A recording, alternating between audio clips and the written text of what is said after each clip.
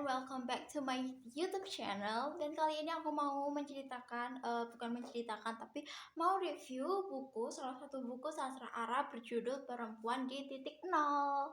Ini adalah versi terjemahannya bahasa Indonesia ya. Ini sudah banyak juga bukunya, kalian bisa beli di seluruh toko buku di Indonesia, mulai dari Gramedia, Togamas, Baru Plus, dan lain-lain.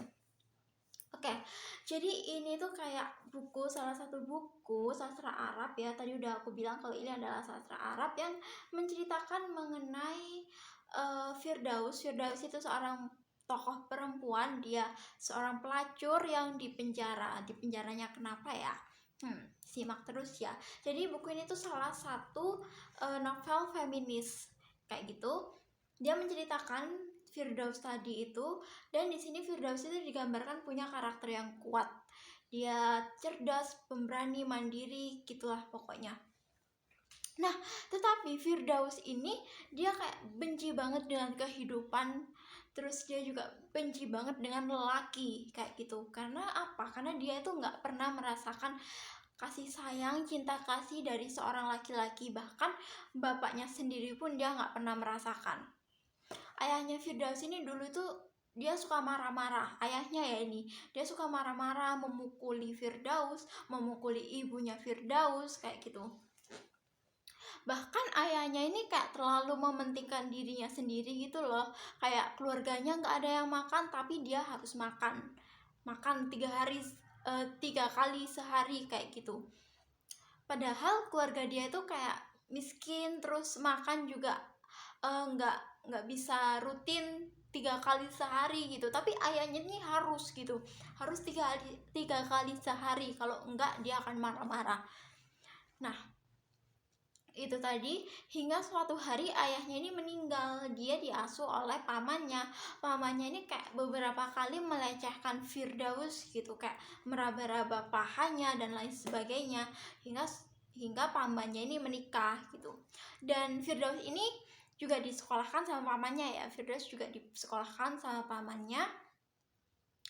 Dan setelah pamannya menikah ini, istri pamannya ini kayak nggak terlalu suka gitu loh sama Firdaus. Kayak dia ini beban gitu, Firdaus kayak beban gitu, beban keluarga gitu loh ya.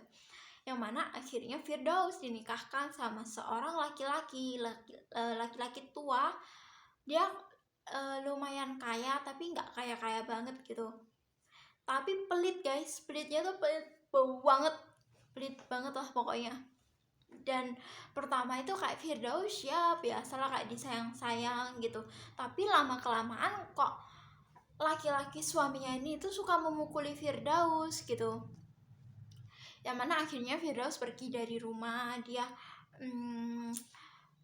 keliling-keliling di jalanan kayak gitu, hingga akhirnya dia bertemu dengan laki-laki ini juga awalnya baik gitu. Firdaus kayak suka dibantu kayak gitu, hingga akhirnya laki-laki ini mulai kasar ke Firdaus guys, sampai akhirnya Firdaus ini mengalami pelecehan seksual dengan si laki-laki itu kayak gitu.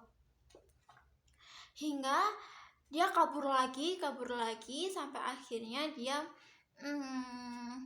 bertemu dengan seorang perempuan ini kayak apa ya, bos-bosannya pelacur tuh namanya apa, mucikari ya kalau nggak salah ya, kayak gitu. Hingga akhirnya Firdaus ini jadilah pelacur kayak gitu. Nah, pelacur ini dia pokoknya jadi pelacur yang sukses lah. Dia bisa beli apa aja yang dia mau kayak gitu.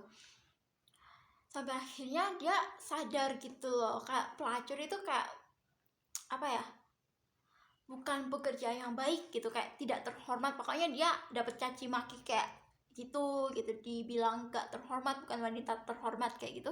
Yang mana akhirnya dia berhentilah dia jadi pelacur, dia bekerja di kantor gitu. Sampai akhirnya di kantor itu dia bertemu dengan seorang laki-laki itu namanya siapa ya, aku lupa. Nah pokoknya tuh dia bertemu lah namanya laki-laki. Terus Firdaus ini suka gitu loh, dan si laki-laki ini juga sepertinya memberikan sinyal-sinyal kalau dia suka balik ke Firdaus. Dia kayak saling suka gitu loh. Pokoknya Firdausi udah percaya banget sama si laki-laki ini gitu. Tapi ternyata tiba-tiba besoknya guys, si laki-laki ini tunangan dengan pemilik perusahaan itu, entah pemilik atau pokoknya pejabat tinggi gitulah, anaknya si pejabat tinggi gitu, menikah dia. Si Firdaus sakit hati kan, sakit hati, terus udah aku nggak mau percaya sama laki-laki lain, laki-laki lagi gitu. Yang mana akhirnya dia memutuskan untuk kembali menjadi pelacur kayak gitu. Terus selama menjadi pelacur ini dia bertemu dengan laki-laki lagi. Laki-laki lagi ini kayak ingin menguasai Firdaus gitu, sedangkan Firdaus ini pengen jadi wanita yang bebas, pelacur yang bebas, tanpa mucikari, tanpa harus diatur-atur. Dia ingin memilih dengan siapa dia harus berhubungan kayak gitu. Terus tiba-tiba ada laki-laki yang dia ingin mengatur-ngatur, kayak ingin apa ya, ingin menjadi manajer, bukan manajer sih, apa ya, kayak bos-bosannya gitu loh guys. Terus si Firdaus ini nggak mau dan akhirnya dia membunuh si laki-laki ini kayak gitu. Ya udah, akhirnya gara-gara itu dia dipenjara gitu kan. Dan dia juga sempat ingin melayani kayak raja gitu, raja di Arab gitu, yang tapi si Firdaus ini menolak gitu. Terus dia memaki-maki si bukan menolak tapi waktu berhubungan si Firdaus ini memaki-maki si raja gitu, kayak kenapa sih kamu ini raja tapi malah kayak gini berhubungan dengan pelacur dan lain sebagainya gitu. Terus akhirnya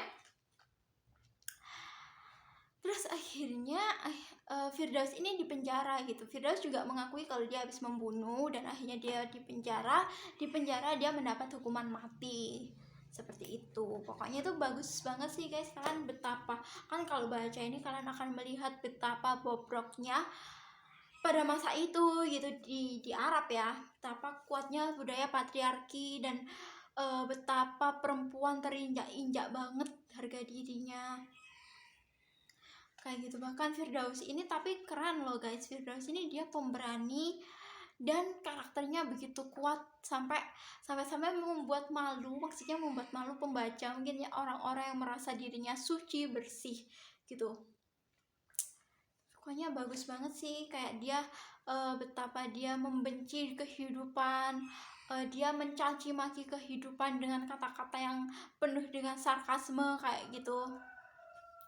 Pokoknya itu tuh bagus banget, kalian wajib baca ini tuh salah satu buku feminisme yang cukup terkenal juga. Bahkan kalau nggak salah Mbak Najwa Shihab itu juga pernah membaca ini.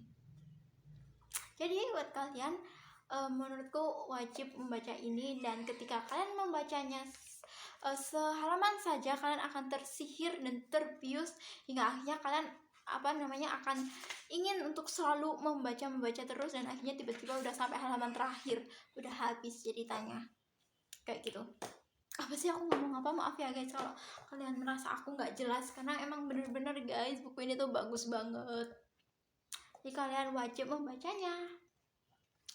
Dan mungkin itu aja videoku kali ini. Ini adalah video terakhirku dalam untuk memenuhi salah satu tugas mata kuliah kewirausahaan, dan mungkin akan jadi video terakhir. Yeay! Oke, cukup sekian. Terima kasih. Dadah. Sampai jumpa lagi guys.